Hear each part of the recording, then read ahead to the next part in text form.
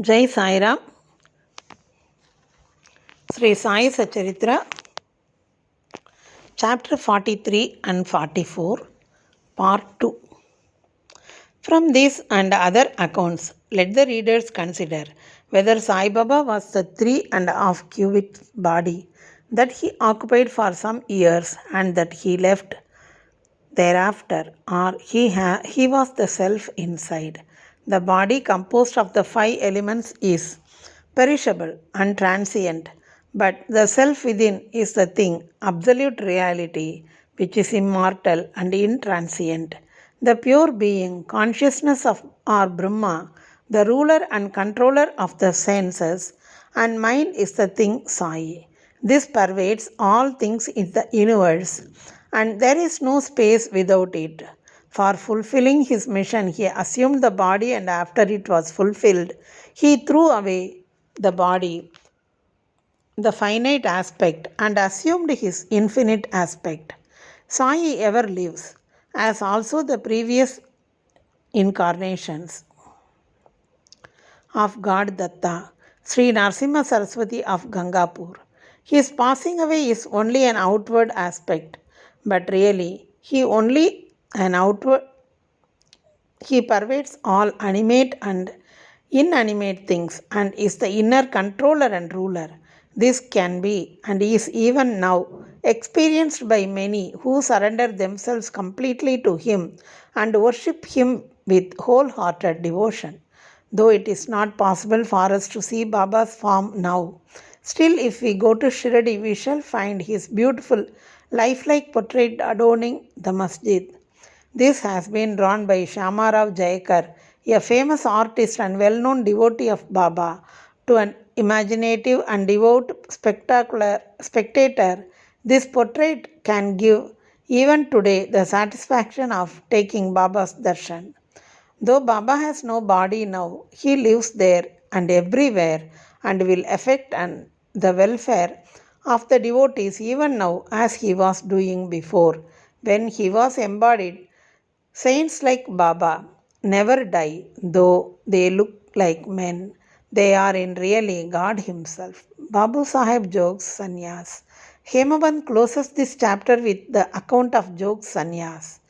Shakaram Hari alias Babu Sahib Jog was the uncle of famous Varkari Vishnu Bhava Jog of Pune.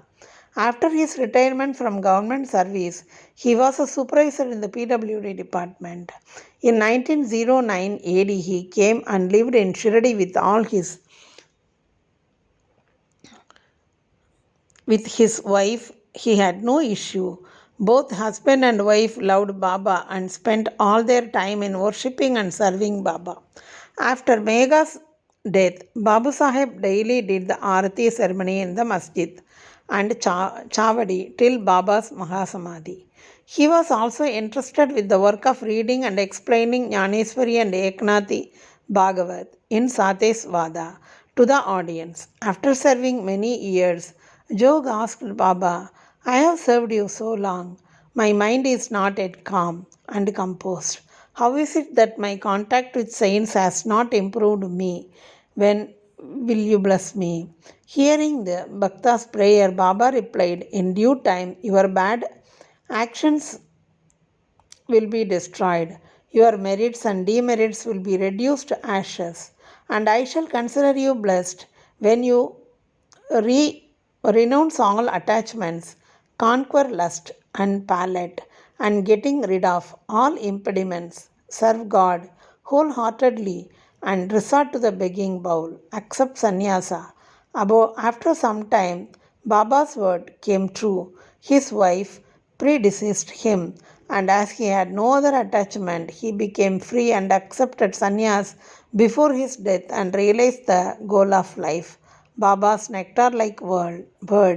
The kind and merciful Sai Baba said many a time the following sweet words in the masjid.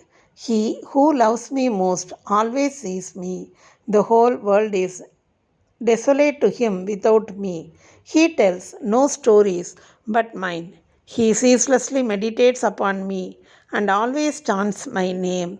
I feel indebted to him who surrenders himself completely to me and ever remembers me. I shall repay the debt by giving him salvation, that is self realization. I am dependent on him who thinks and hungers after me, and who does not eat anything without first offering to me. He who thus comes to me becomes one with me, just as a river gets to the sea and becomes merged with it. So, leaving out pride and egoism, and with no trace of them, you should surrender yourself to me, who am seated in your heart. Who is this me? Sai Baba expounded many a time who this me or I is. He said, "You need not go far or anywhere in search of me. Barring your name and form, there exists in you, as well as in all beings, a sense of being or consciousness of existence. That is myself. Knowing this, you see me inside yourself as well as in all beings. If you practice this, you will realize all pervasiveness and thus attain oneness with me." Hemabandis therefore makes a bow to the readers and requests them humbly and lovingly that they should love and respect all gods, saints, and devotees. Has not Baba often said, "He who carps and cavils at others pierces me in the heart and injures me, but he that suffers and endures pleases me most." Baba thus pervades all beings and creatures and visits them on all sides. He likes nothing but love to all beings. Such nectar, pure auspicious ambrosia, always flowed from Baba's lips. He therefore concludes, "Those who lovingly sing Baba's fame and those who hear the same with devotion both become one with Sai." Bow to Sri Sai. Peace be to all. Jai Sai Ram.